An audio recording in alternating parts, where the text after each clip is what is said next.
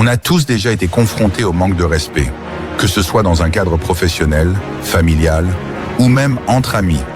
Mais comment réagir? Se battre? Laisser passer? Aujourd'hui, on va plonger dans la sagesse stoïcienne pour découvrir comment gérer le manque de respect avec dignité, sans perdre son calme ni son honneur. Premier contrôle, tes réactions, pas les actions des autres. La première leçon du stoïcisme est simple.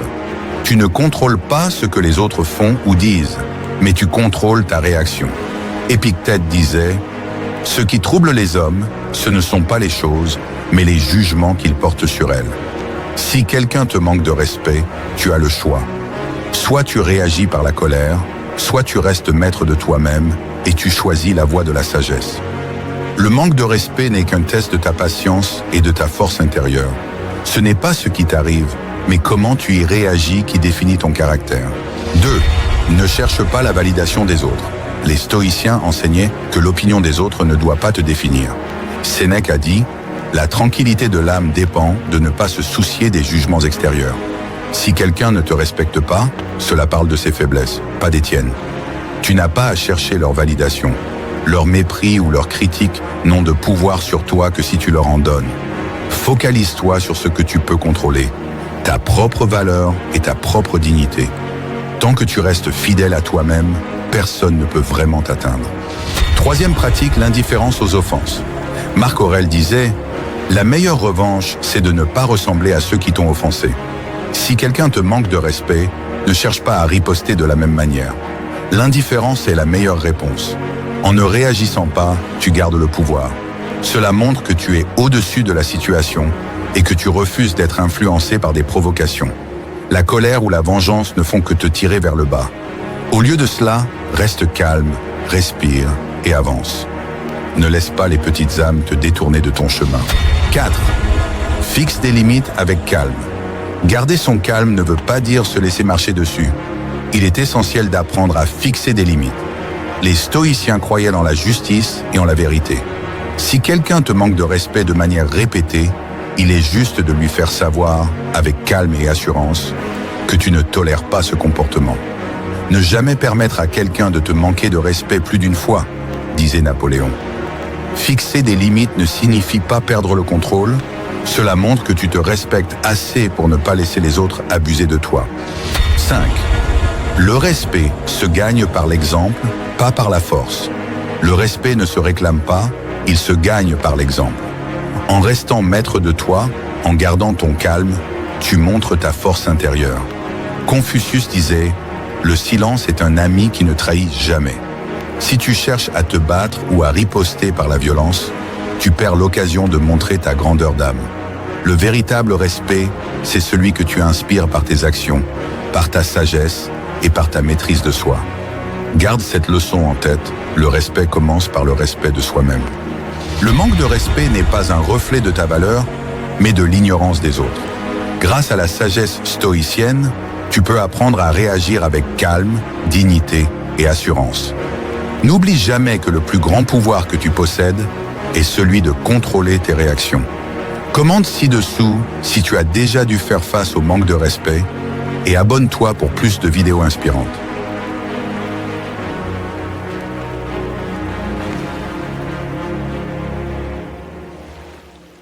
Avez-vous déjà senti que tout était contre vous, que le poids du monde pesait sur vos épaules? Vous n'êtes pas seul. La différence entre ceux qui réussissent et ceux qui échouent réside dans une chose, leur détermination à continuer, coûte que coûte. Aujourd'hui, nous allons explorer ce qu'il faut pour avancer, même lorsque tout semble perdu. Vous êtes prêts à affronter vos propres limites et à découvrir votre véritable potentiel? Alors, commençons. 1. La persévérance est la clé de la grandeur. Le chemin vers le succès n'est pas pavé de facilité. Il est fait de défis, d'obstacles et de douleurs. Mais ce qui compte, ce n'est pas la chute, c'est le fait de se relever à chaque fois. Comme l'a dit Thomas Edison, notre plus grande faiblesse réside dans l'abandon. La manière la plus sûre de réussir est d'essayer encore une fois. Chaque fois que vous refusez d'abandonner, vous vous rapprochez un peu plus de votre objectif. C'est cette ténacité qui transforme des rêves en réalité. Peu importe combien de fois vous tombez, tant que vous vous relevez une fois de plus. 2. Le combat est intérieur. La bataille la plus difficile n'est pas contre les obstacles extérieurs, mais contre vous-même. Votre esprit sera votre plus grand allié ou votre pire ennemi. Comme l'a dit Marc Aurèle, vous avez le pouvoir sur votre esprit, pas sur les événements.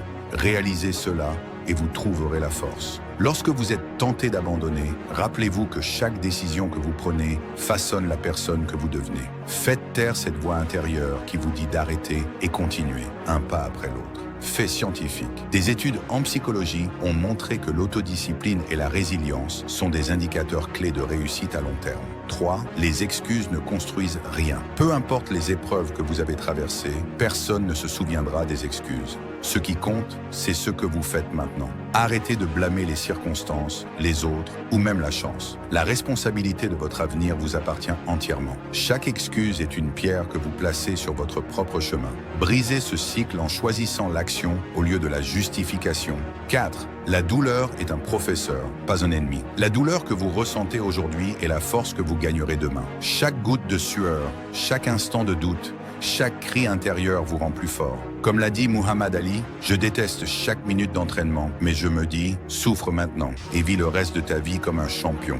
La douleur n'est pas là pour vous briser, mais pour vous préparer à la grandeur. Elle vous enseigne la discipline, la résilience et la force intérieure nécessaires pour surmonter les épreuves les plus difficiles. 5. Agissez même lorsque vous n'en avez pas envie. Le succès n'attend pas que vous soyez motivé. Il récompense ceux qui agissent malgré la fatigue, le doute et le manque de motivation. Comme l'a dit Jocko Willink, la discipline surpasse la motivation. Restez discipliné et les résultats suivront. Chaque jour est une opportunité de vous prouver à vous-même que vous êtes plus fort que vos excuses. Faites ce qui doit être fait, peu importe votre état d'esprit. 6. Visualisez votre victoire. Lorsque tout semble sombre, souvenez-vous pourquoi vous avez commencé. Visualisez l'objectif final. Imaginez la fierté, la satisfaction et la joie que vous ressentirez lorsque vous aurez atteint ce que vous vous êtes fixé. Cette image mentale sera votre phare dans l'obscurité. Fait scientifique, la visualisation positive est utilisée par des athlètes de haut niveau pour améliorer leur performance et maintenir leur motivation. 7. Le succès appartient à ceux qui persévèrent. La route sera longue et difficile, mais c'est cette difficulté qui rend la victoire si douce. Les grands leaders, les inventeurs et les artistes de l'histoire ont tous partagé une chose en commun, la persévérance. Walt Disney a été rejeté par des dizaines d'investisseurs avant de construire son empire. Imaginez s'il avait abandonné. Vous ne savez jamais à quel point vous êtes proche du succès avant de continuer. Ne laissez pas la fatigue ou le doute vous détourner de votre chemin. 8. Construisez une discipline inébranlable. La discipline est la pierre angulaire de tout accomplissement. C'est elle qui vous permet de rester concentré, de maintenir vos efforts et de continuer lorsque la motivation s'éteint. Comme l'a dit Sénèque, le succès est l'addition de petits efforts répétés jour après jour. Créez une routine qui soutient vos objectifs. Levez-vous tôt, travaillez dur et restez engagé. Ces petites actions quotidiennes s'additionnent pour créer de grands résultats. Chaque jour est une nouvelle opportunité, une nouvelle chance de vous rapprocher de vos objectifs, une nouvelle chance de prouver à vous-même que vous êtes plus fort que vos excuses, plus fort que vos doutes. Le succès n'est pas réservé à une élite. Il est accessible à ceux qui refusent d'abandonner. Alors, que choisirez-vous aujourd'hui? Rester au sol ou vous relever une fois de plus? Si cette vidéo vous a inspiré, abonnez-vous, activez la cloche et partagez votre parcours dans les commentaires. Ensemble, nous avancerons vers nos objectifs un pas à la fois. Relève-toi, avance et conquiers. Trop réfléchir peut te paralyser. Chaque décision devient un casse-tête, chaque action est retardée et tu te retrouves bloqué dans une boucle de doute. Aujourd'hui, on va plonger dans le stoïcisme, une philosophie qui prône l'action plutôt que la suranalyse. Voici 10 méthodes stoïciennes pour arrêter de trop penser et enfin passer à l'action. Premier, distingue ce que tu peux contrôler de ce que tu ne peux pas, 150 mots. Les stoïciens enseignent que trop penser vient souvent du fait que l'on s'inquiète de ce qui est hors de notre contrôle.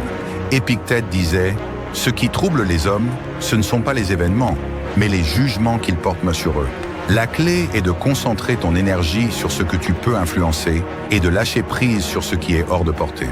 Chaque fois que tu te perds dans des pensées inutiles, demande-toi « Est-ce que j'ai du contrôle sur cela ?» Si la réponse est non, laisse tomber et avance.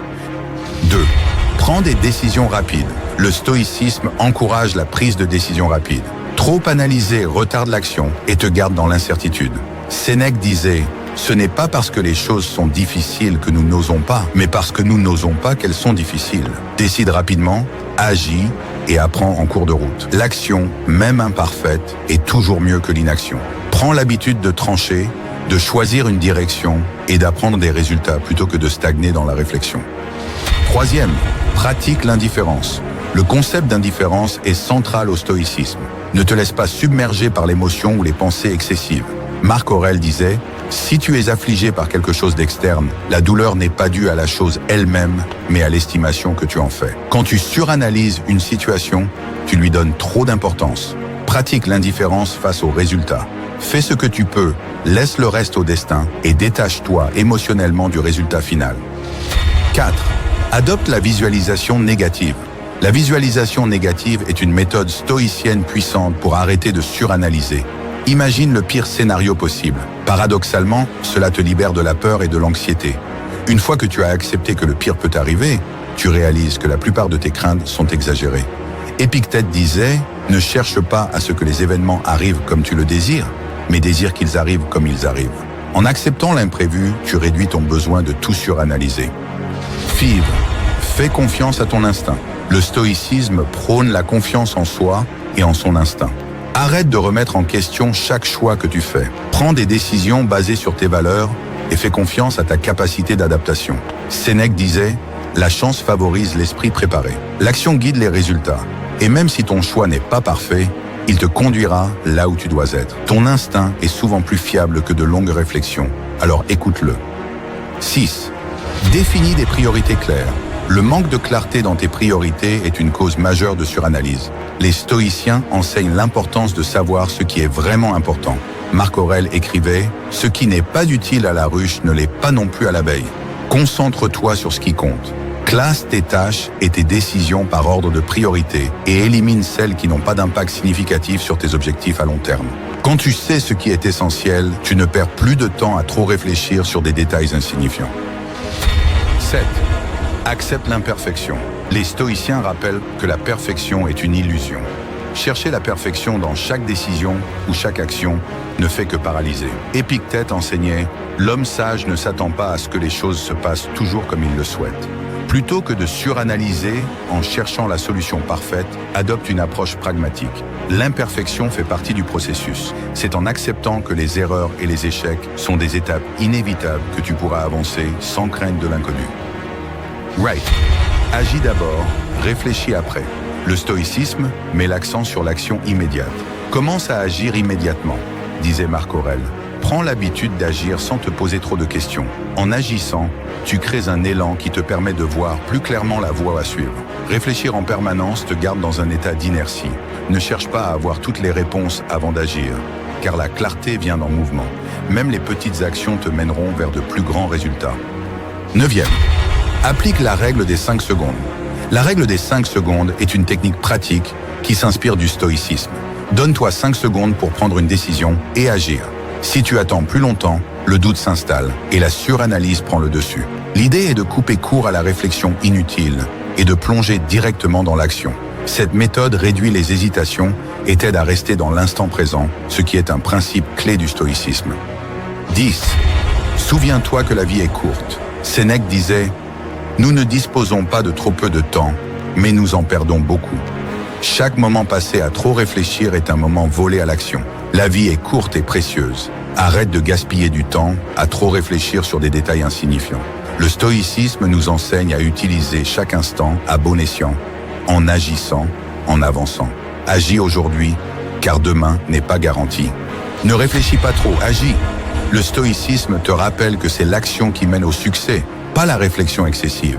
Adopte ces 10 méthodes pour surmonter la suranalyse et avancer dans ta vie avec confiance et efficacité. Laisse un commentaire ci-dessous si tu as déjà eu du mal à prendre des décisions et abonne-toi pour plus de sagesse inspirante.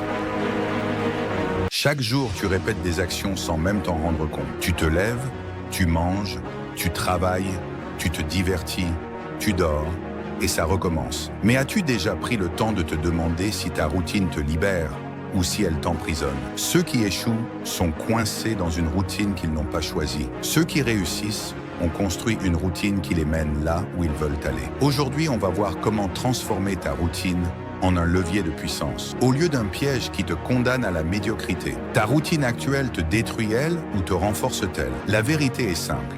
Tu es le produit de ce que tu fais chaque jour. Regarde autour de toi. Ceux qui réussissent ont des habitudes claires et disciplinées. Ceux qui stagnent se laissent porter par le hasard. Tu ne deviens pas en forme par accident. Tu ne deviens pas riche par accident. Tu ne deviens pas puissant mentalement par accident. Tout est une question de routine. Comme l'a dit Aristote, nous sommes ce que nous répétons sans cesse. L'excellence n'est donc pas un acte, mais une habitude. Alors pose-toi cette question simple. Est-ce que tes habitudes actuelles te rapprochent de tes objectifs ou t'en éloignent? Les routines destructrices qui te gardent un faible. Beaucoup de gens sont piégés dans une routine qui les tire vers le bas. Ils répètent les mêmes erreurs jour après jour, sans jamais se poser de questions. Les routines destructrices, ce sont se réveiller tard et commencer la journée sans but. Passer des heures à scroller sur les réseaux sociaux sans rien en tirer. Manger n'importe quoi et se plaindre du manque d'énergie. S'entourer de personnes qui ne les inspirent pas. Ces habitudes ne sont pas anodines. Elles t'ancrent dans une version affaiblie de toi-même. Comme l'a dit James Clear dans Atomic Habits,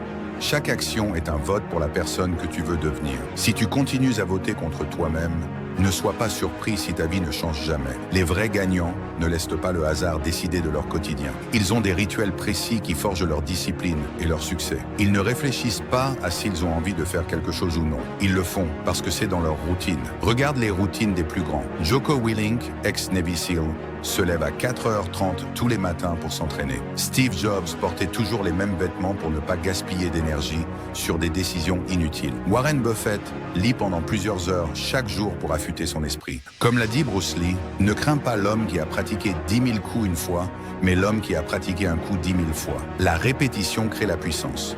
À toi de choisir quelles habitudes tu veux répéter. Comment créer une routine qui te propulse? Si ta routine actuelle te ralentit, il est temps de la reprogrammer. Commence par ces 3 questions. 1. Quelles sont les 3 habitudes que j'ai aujourd'hui et qui me tirent vers le bas? 2. Quelles sont les 3 habitudes des gens que j'admire et que je pourrais adopter? 3e. Comment puis-je intégrer ces nouvelles habitudes progressivement? Puis applique le principe des 1%. Chaque jour, améliore ta routine d'un petit pourcentage. Après 1 an, tu seras transformé. L'excuse « je suis trop occupé » est un mensonge. Combien de fois as-tu entendu quelqu'un dire « j'aimerais avoir une meilleure routine, mais je n'ai pas le temps ». C'est un mensonge. Tout le monde a le temps. Ce qui manque, c'est la gestion du temps et la discipline. Regarde Elon Musk. Il dirige plusieurs entreprises tout en trouvant le temps de lire, d'apprendre et de rester en forme. Il a les mêmes 24 heures que toi. La vraie question n'est pas « as-tu le temps ?», mais « es-tu prêt à éliminer ce qui ne t'apporte rien ?» Comme l'a dit Sénéca, ce n'est pas que nous avons peu de temps, c'est que nous en perdons beaucoup. Conclusion. Ta routine est soit une prison,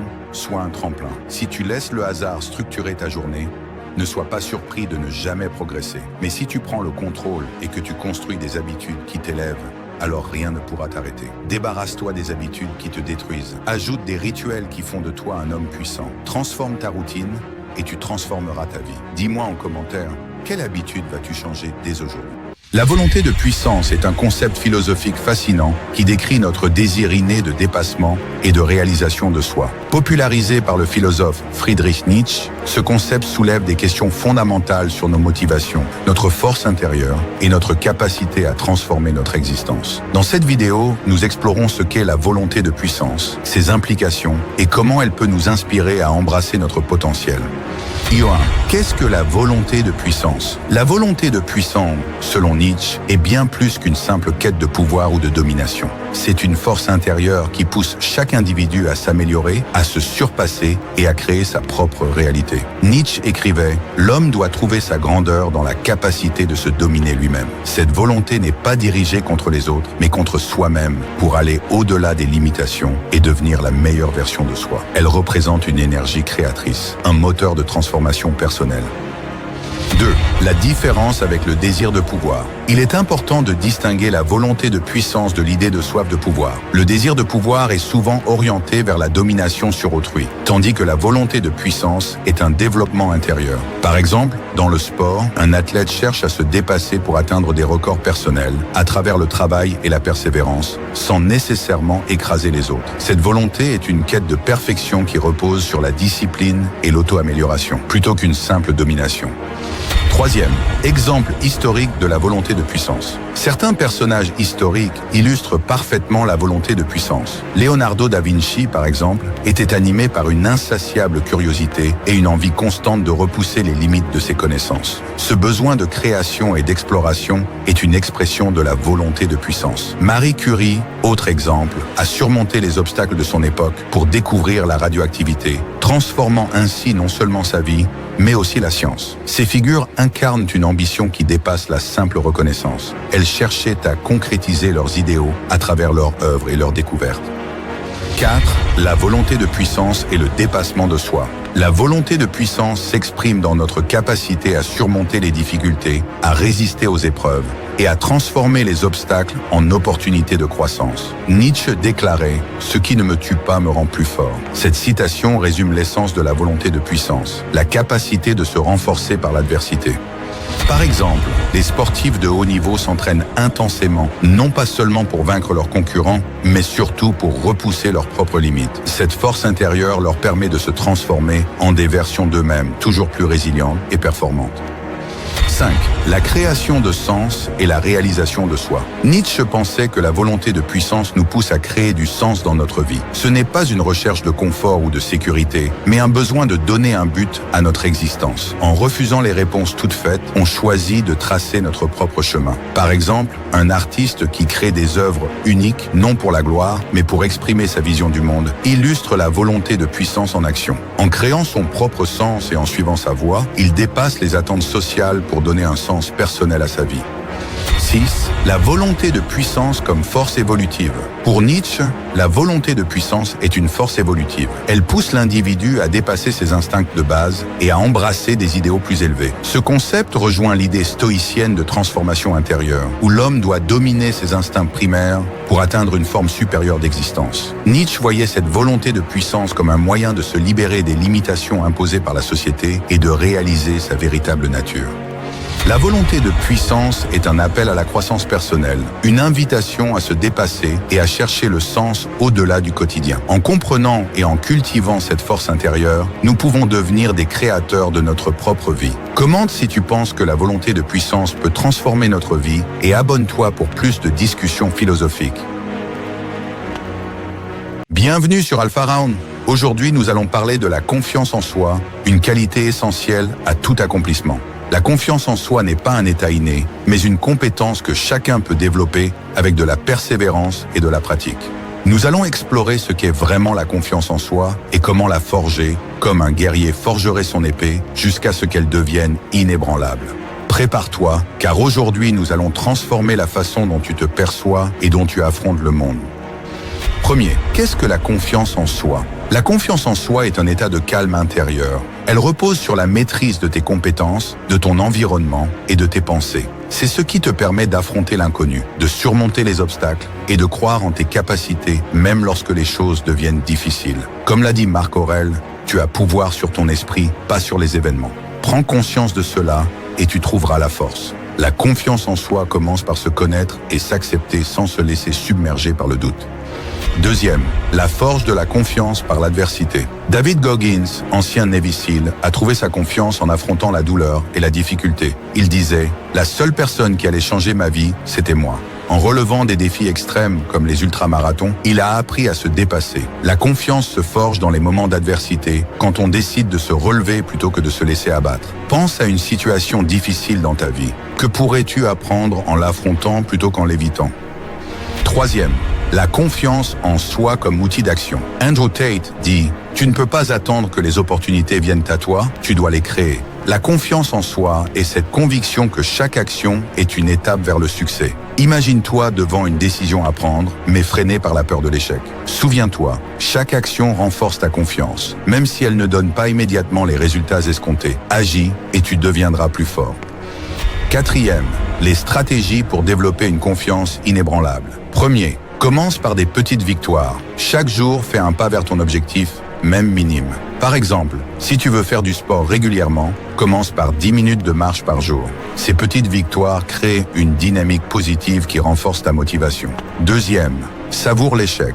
Winston Churchill disait « Le succès n'est pas final, l'échec n'est pas fatal. C'est le courage de continuer qui compte. L'échec fait partie du chemin et il te permet d'apprendre. En échouant, puis en t'améliorant, tu construis une confiance qui ne se brise pas facilement. » Troisième maîtrise, toi-même et ton environnement. La confiance vient de la maîtrise de tes compétences, de ton environnement et de tes pensées. Plus tu développes ces aspects, plus ta confiance grandira. Un environnement organisé et des pensées positives sont essentiels pour te développer dans la bonne direction.